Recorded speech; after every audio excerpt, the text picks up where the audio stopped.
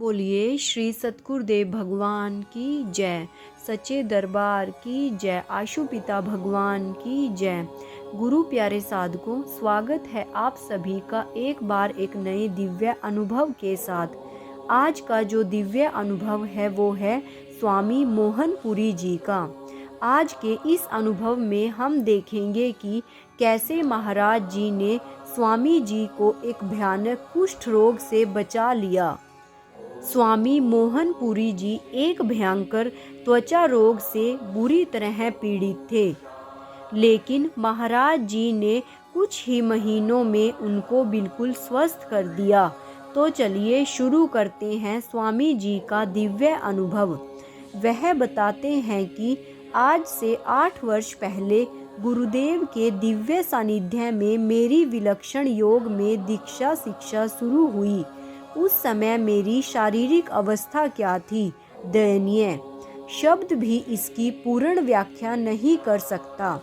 मुझे त्वचा का एक भयंकर रोग था।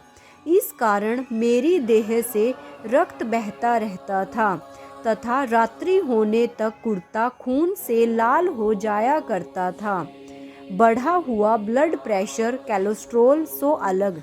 बस यह समझ लीजिए कि मेरा पेट तरह तरह की औषधियाँ आजमा कर, दवाइयों का इस्तेमाल कर के गोडाउन बन चुका था।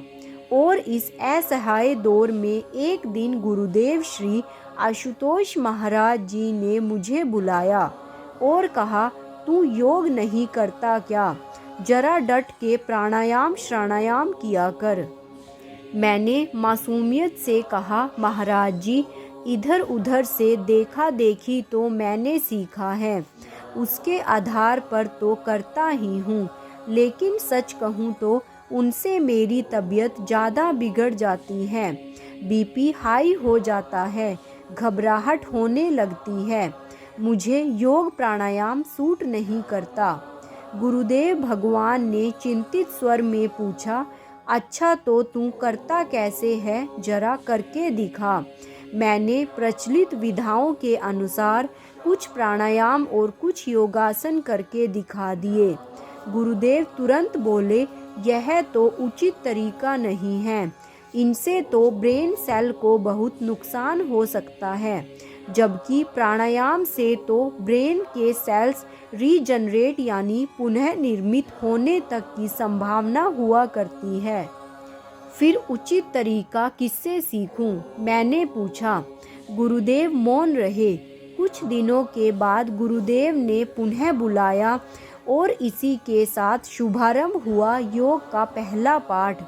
गुरुदेव ने सर्वप्रथम नाड़ी शोधन की योगी क्रिया करनी सिखाई। पहले स्वयं करते और फिर मुझे निर्देश देकर वह करना सिखाते। 1-2 1-1 करके अनुपात में सांसों का चलायन करना है। ऐसे सूक्ष्म तौर और सूत्र समझाए जो मैंने पहले कहीं नहीं पढ़े थे। उनके पीछे क्या विज्ञान है उसका भी रहस्य उद्घाटन करके धीरे धीरे वे 1-1 प्राणायाम सिखाते गए। अलोम विलोम भस्त्रिका इत्यादि। गुरुदेव पहले क्रिया करते, फिर 2-3 दिन तक उस पर अभ्यास करवाते, फिर मेरा अनुभव पूछते, उसके आधार प्रक्रिया में थोड़ा परिवर्तन कराते। अब जरा इस तरह की करके देख कैसे लगता है। मैं अधिक बेहतर और सकारात्मक अनुभव करता रहा। 2 माह बाद गुरुदेव ने योगासन करने सिखाए। आसन भी पहले वे खुद करते, फिर मुझसे करवाते, और उन दिनों ऐसा लग रहा था कि जैसे मेरी देह एक प्रयोगशाला है। प्राणायाम व योग उसमें घटते। योग और स्वयं गुरुदेव वैज्ञानिक है। 1-1.5 महीने में ही मुझ पर इन विलक्षण वैज्ञानिक तरीकों का प्रयोग इतना सफल हुआ कि मैं बिल्कुल स्वस्थ हो गया। मेरी त्वचा रोग, high blood pressure, cholesterol, ESI आदि सब नॉर्मल हो गए। पहले मुझे साल में बेनागा 2 बार इतना भयंकर बुखार चढ़ता था कि 15-20 ग्लूकोज की बोतलें चढ़ानी पड़ती थी। लेकिन गुरुदेव के इस प्रयोग के बाद मुझे कभी खांसी जुकाम तक नहीं हुआ। प्राणायाम और आसनों के बाद गुरुदेव मुझे आयुर्वेदिक विज्ञान भी समझाने लगे। कफ वात पित्त प्रकृति को बड़ी सूक्ष्मता से उन्होंने बताया। उन्हीं दिनों गुरुदेव ने मेरा हाथ पकड़ा और नाड़ी चेक की। फिर बोले, तेरा तो वात पित्त कफ सब बैलेंस में आ गया है। इसके बाद गुरु महाराज जी ने मुझे भी नाड़ी की जांच करनी सिखाई। आयुर्वेद की अनेकानेक औषधियों का रहस्य उद्घाटन किया। गुरुदेव के सिखाने और मेरे सीखने की प्रक्रिया यहाँ भी नहीं थमी। अब श्री गुरुदेव जी प्राणायाम, आसन व आयुर्वेद इन तीनों का योगों का एक ऐसा आविष्कार कर रहे हैं जो अमोघ है, विलक्षण है।